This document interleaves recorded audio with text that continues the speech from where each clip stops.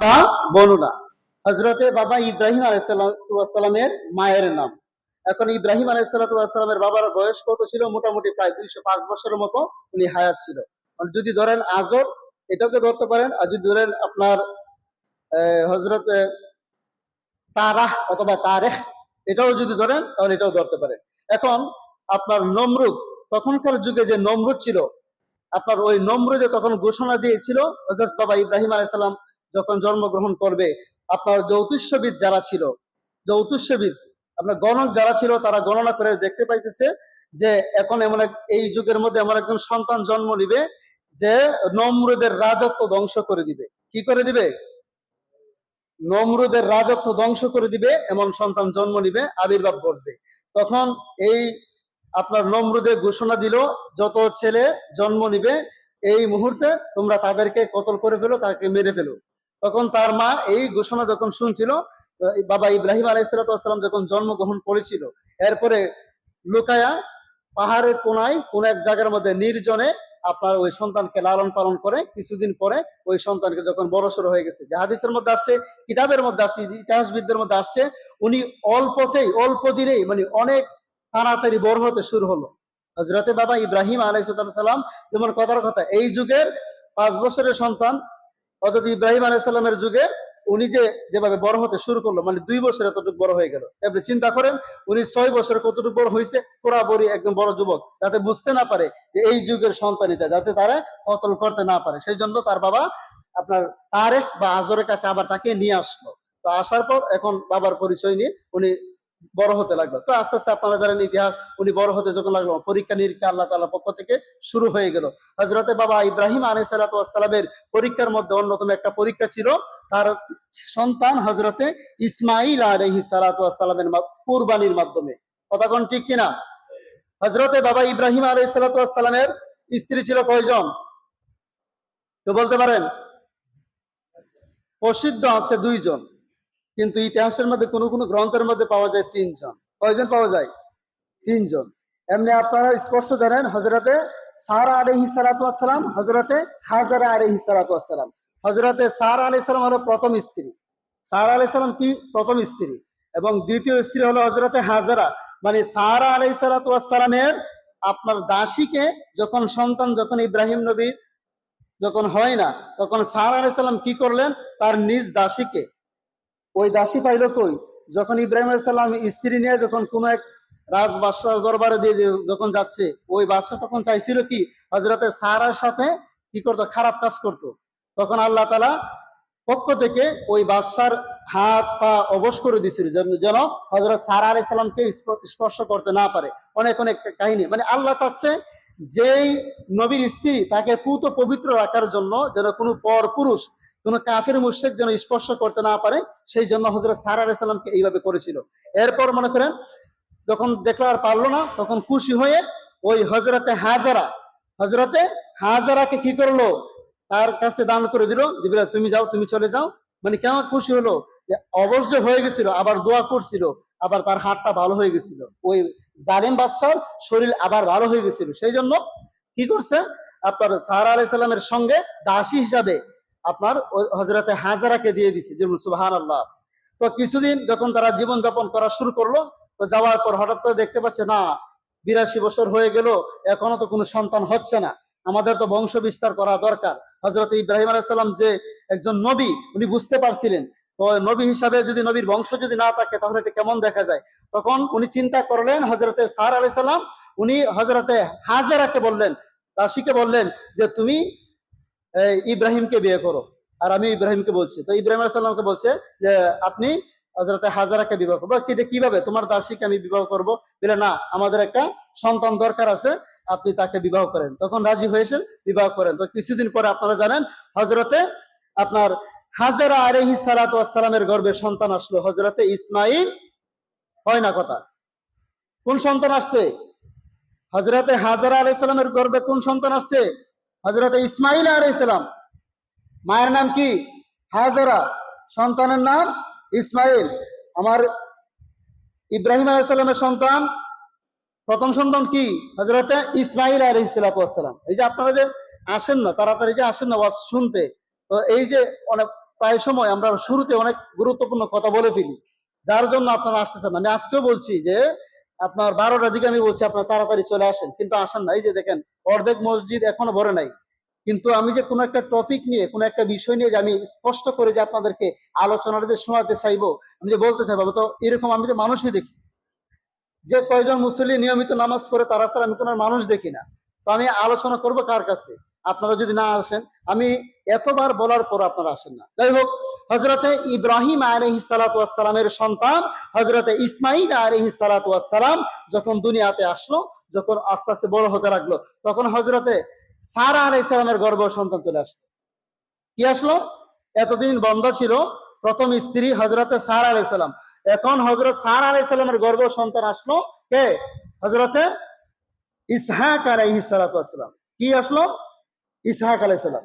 ওই ইসহাক আলাইহিস সালামের আপনার গর্ভ থেকেই, আপনার নসব থেকে আপনার ইয়াকুব আলাইহিস সালাতু ওয়াস সালাম, এরপরে এইভাবে আস্তে আস্তে আস্তে ইউসুফ আলাইহিস সালাম, এরপরে আপনার মূসা, আপনার হারুন আলাইহিস সালাম, ঈসা আলাইহিস সালাম পর্যন্ত এইভাবে অন্যান্য নবীরা আসছে। আর হযরতে বাবা ইব্রাহিম আলাইহিস সালামের প্রথম সন্তান হযরতে ইসমাঈল আলাইহিস সালাতু ওয়াস সালামের আপনার ওরস থেকে শুধুমাত্র একজন নবী আসছে। ওই নবী হলেন আপনার আমার নবী, নবী মুহাম্মাদুর, আর যে নবী মুহাম্মাদুর। তখন মনে করেন 12 থেকে 13 বছর যখন হযরত ইসমাঈল আলাইহিস সালাতু ওয়াস সালামের যখন হয়ে গেছে, তখন আল্লাহ তাআলা বারবার হযরত ইব্রাহিম আলাইহিস সালামকে স্বপ্নে দেখাইলেন। কি দেখাইলেন? যে তোমার প্রিয় বস্তুটাকে তুমি কি করো? কুরবান করে দাও। তখন উনি বুঝতে পারে নাই। উনি বুঝতে পারলেন আমার প্রিয় বস্তু হইতে পারে আমার উট, দুম্বা। উনি আস্তে আস্তে কয়েকটা জবাই করতে শুরু করলেন। এভাবে যখন কয়েকটা জবাই করলে, পরের দিন আবার স্বপ্ন দেখলেন যে তোমার প্রিয় বস্তু যেটা, এটাকে তুমি কুরবান করো। তখন উনি আবারও, মানে কথার কথা, প্রথম দিন মনে করেন 2-4টা উট জবাই করছে, এরপরের দিন 10টা, এরপরের দিন আরো কয়েকটা। তো দেখা গেছে আর হয় নাই। তখন 3 দিনের মাথায় যখন উনি বুঝতে পারলেন যে তোমার প্রিয় বস্তু বলতে আর কেউ নাই, তোমার সন্তান হযরতে ইসমাঈল আলাইহিস সালামকে তুমি জবাই করে দাও। যেমন সুবহানাল্লাহ, আরো জোরে বলুন সুবহানাল্লাহ। একজন বাবা এই স্বপ্ন যখন দেখে, তখন নিজেকে কিভাবে ঠিক রাখতে পারে? কিন্তু যেহেতু নবী, সেই জন্য এই কাজ ওনাদের জন্য সহজ। আপনার আমাদের জন্য এটা সহজ হতে পারে না। আমাদের এমন ঈমান, এই স্বপ্ন যদি দেখি তাহলে এটা আমরা বিশ্বাস করব না, আর এই স্বপ্ন আমাদেরকে দেখাইবে না। আর নবী ছাড়া এই ধরনের স্বপ্ন কেউ দেখবে না।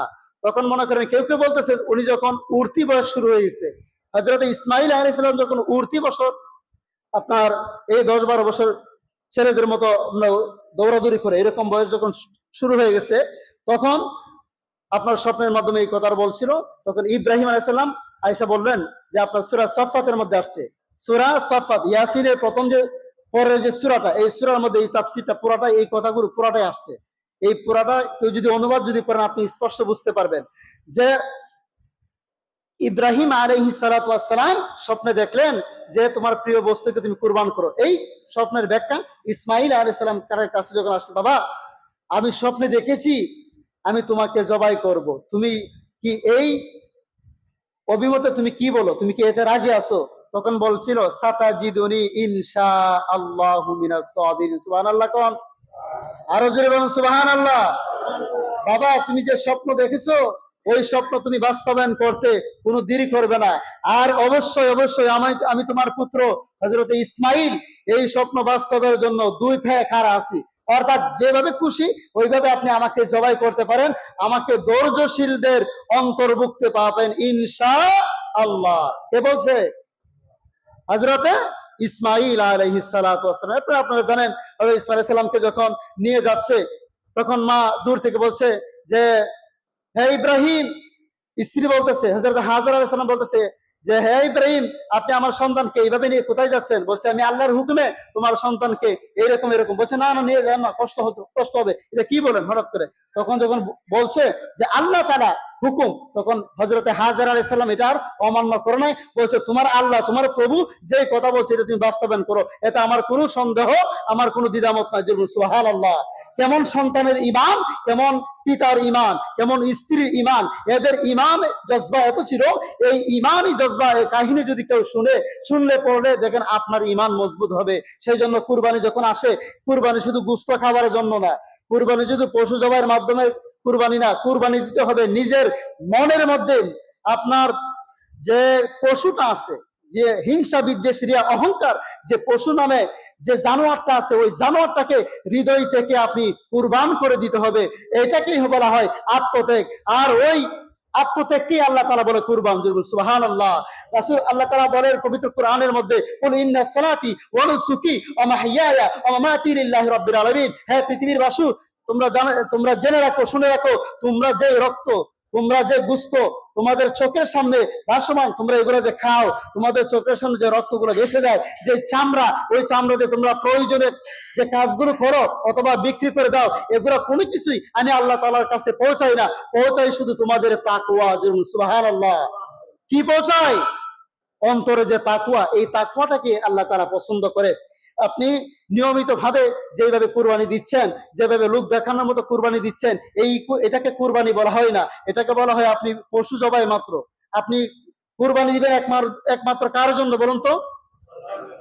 আপনার কুরবানি যেন সহি শুদ্ধ ভাবে হয়, এটা নিয়ম নীতি পদ্ধতি যেন সঠিকভাবে আপনি দিতে পারেন, এর জন্য অনুসরণ করতে হবে কাকে?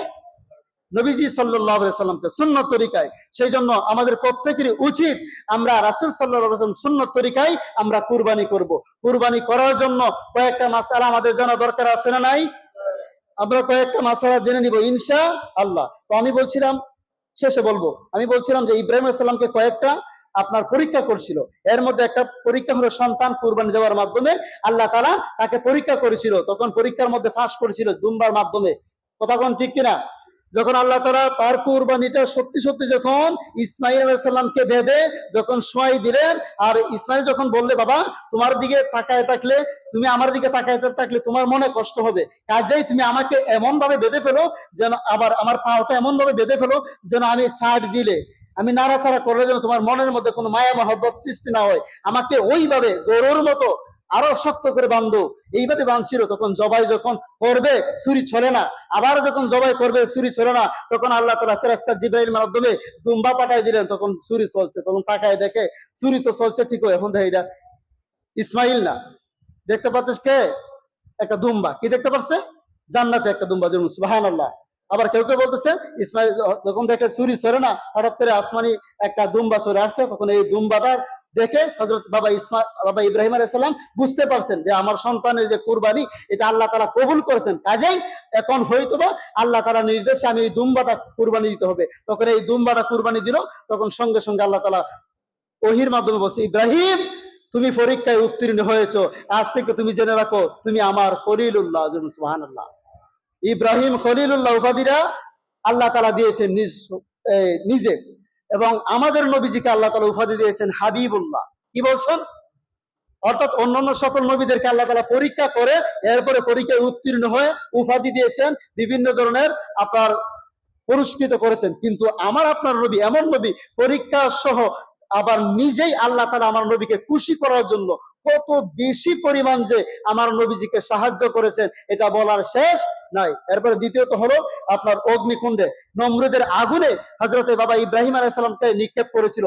ওই যে আপনার অগ্নি পূজারী, গাছ পূজারী, আপনার বিভিন্ন ধরনের আগুন পূজারী যারা ছিল, এদের সাথে তর্ক বিতর্ক করতে করতে যখন নমরুদের কানে যখন গেল যে সে তো ওই ব্যক্তি হয়তোবা যে মনে করেন তার স্রষ্টার পরিচয় দিতে গিয়া আমাদের পূর্বে যে আপনার বাপ দাদার ইতিহাস, আমরা দেবতা পূজারী, কাঠ পূজারী, আগুন পূজারী, এদেরকে সে হেনস্থা করতেছে, অপমান করতেছে। তখন আজরকে বলল তাহলে তাকে আগুনে পুরাই দেও। অনেক দিনে আগুন, আপনারা জানেন ইতিহাস। শেষে কি করলো? আল্লাহ তাআলা অনেক দয়া হলো, জিবরাইল আলাইহিস সালাম আসলো, বলছে আমি কি তোমাকে সাহায্য করতে পারি? বলতে সাহায্য আমার লাগবে, ঠিক আছে, কিন্তু তোমার মাধ্যমে না, তোমাকে যে সাহায্য করে ওই ব্যক্তি, উনি হলো আমার আল্লাহ তাআলা। আমি আল্লাহ তাআলা যদি আমাকে সাহায্য করে তাহলে এই সাহায্য আমার দরকার আছে, তুমি জিবরাইলের সাহায্য আমার দরকার। জিবরাইলের সাহায্য বাবা ইব্রাহিমের দরকার আছে না। তখন ওই দিক থেকে নমরুদে অথবা আজরে তাকায় দেখতেছে, মানে আগুনে যে কুণ্ডুরিটা ছিল ওই কুণ্ডুরির মধ্যে দেখতেছে, মানে উনি আগুনের চাইতে আরো উপরে বড় একটা বিল্ডিং এর মধ্যে তাকায় দেখে যে ইব্রাহিম পুরে কিনা। তখন তাকায় দেখতেছে যে না, আগুনের ভিতরে সবুজ সবুজ গাছের মধ্যে মনে হয় যে জান্নাতি পরিবেশের মধ্যে বাবা ইব্রাহিম আলাইহিস সালাম হাঁটা চলাফেরা করতেছে। যে সুবহানাল্লাহ। আল্লাহ তাআলা ইব্রাহিম আলাইহিস সালামের দুইটা পরীক্ষা আমরা শুনলাম। তৃতীয়ত তার নিজ মাতৃভূমি এই যে এই পরীক্ষা নিরীক্ষা হলো, তখন সে কি করলো, দিনের দাওয়াত দেওয়ার জন্য নিজ জন্মভূমি ছেড়ে দিয়ে গেছিল। তৃতীয়ত আপনার তার নিজ সন্তান হযরতে ইসমাইল আলাইহিস সালামকে ছোটবেলায় হাজর আলাইহিস সালামের মাধ্যমে, যখন এই যে আপনার এখন যে জমজমের কুয়ার পানি এইখানের মধ্যে রেখে আসছিল, হযরতে বাবা ইব্রাহিম আলাইহিস সালাম ইসমাইল আলাইহিস সালামকে এবং হাজর আলাইহিস সালামকে অল্প কয়েকটা খেজুর দিয়ে আপনার চামড়ার ব্যাগের মধ্যে কিছু পানি দিয়ে, যেখানে মানব শূন্য, যেখানে কোনো মানুষের বসবাস নাই, ওই রকম একটা জায়গার মধ্যে সন্তান ইসমাইল আলাইহিস সালামকে এবং স্ত্রী হযরতে হাজর আলাইহিস সালামকে রেখে চলে আসতেছেন। কোনো কথা নাই, ইব্রাহিম নবী কোনো কথা বলে না কার সাথে, তাদের সন্তানের সাথে। সন্তান তো ছোটই, কিন্তু স্ত্রী হযরতে হাজর আলাইহিস সালামের সাথে কোনো কথা বলে না, কথা না বলেই চলে আসতেছে। তখন তাকায় বলতেছে হাজর আলাইহিস সালাম, হ্যাঁ ইব্রাহিম, তুমি চলে যাচ্ছ কিছু না বলে, তুমি আমাদেরকে এখানে আমার একটা মানব শূন্যহীন, মানব মানে কোনো মানুষের বসবাস নাই, এখানে কোনো চাষাবাদ নাই, এমন একটা জায়গা মরুভূমির মধ্যে আমাদেরকে রেখে যাচ্ছ, আমাদেরকে তো কিছু বলেও যাচ্ছ না। তো তুমি যে আমাদেরকে এখানে রেখে যাচ্ছ, এটা কি তুমি নিজে থেকে রেখে যাচ্ছ, নাকি তোমার যে প্রভু দয়াময় আল্লাহ, ওই আল্লাহর পক্ষ থেকে রেখে যাচ্ছ? তখন ইব্রাহিম আলাইহিস সালাম বলছে, ইব্রাহিম এমন একজন নবী, ওই ইব্রাহিম কখনো তার প্রভুর পরামর্শ ছাড়া, মানে তার আল্লাহর কোনো কথা ছাড়া ইব্রাহিম একটা কাজও করে না। এই কথা যখন বলছে, হযরতে হাজর আলাইহিস সালাম বলতেছে, তুমি যে আল্লাহর কথা বলছো, এই আল্লাহর কথা বিশ্বাস অনুযায়ী আমি তোমার সাথে আর কোনো দ্বিমত নাই, তুমি চলে যাও, আমরা এখানে থাকবো। সুবহানাল্লাহ। ইব্রাহিম আলাইহিসসালামের যে পরীক্ষাগুলো, এগুলো দিতে দিতে আল্লাহ তাআলা পরিশেষে দেখা গেছে কি, ইব্রাহিম আলাইহিস সালামকে জাতির পিতা, মিল্লাতা আবিকুম ইব্রাহিম, অর্থাৎ মুসলিম জাতির পিতা বানিয়ে দিয়েছেন। সুবহানাল্লাহ। এই পৃথিবীর মধ্যে যত পিতা আছে, সব পিতার মধ্যে অন্যতম পিতা হলো হযরতে বাবা ইব্রাহিম আলাইহিস সালাতু ওয়াস সালাম। সুবহানাল্লাহ। প্যারা হাজরিন, আমরা অনেকক্ষণ আলোচনা করেছি, এই আলোচনা থেকে যেন আল্লাহ তাআলা আমাদের প্রত্যেকের ইমানের মধ্যে জজবা দান করে, ইমানটা যেন আরো পাকাপোক্ত শক্তি দান করে, সকলে বলে আমিন। আলোচনা আর করতে পারলাম না, বলছিলাম অনেক কিছু বলবো, কিন্তু বলার সময় শেষ, অলরেডি 1:30 হয়ে যাচ্ছে। আল্লাহ তাআলা আমাদের এই আলোচনা থেকে যতটুকু শুনতে পারছি, এই শোনা থেকে বুঝার মতো, আমল করার মতো তৌফিক দান করে, সকলে বলে আমিন। ওয়া আখিরু দাওয়ানা আনিল হামদুলিল্লাহি রাব্বিল আলামিন। আসসালামু আলাইকুম ওয়া রাহমাতুল্লাহি ওয়া বারাকাতুহু।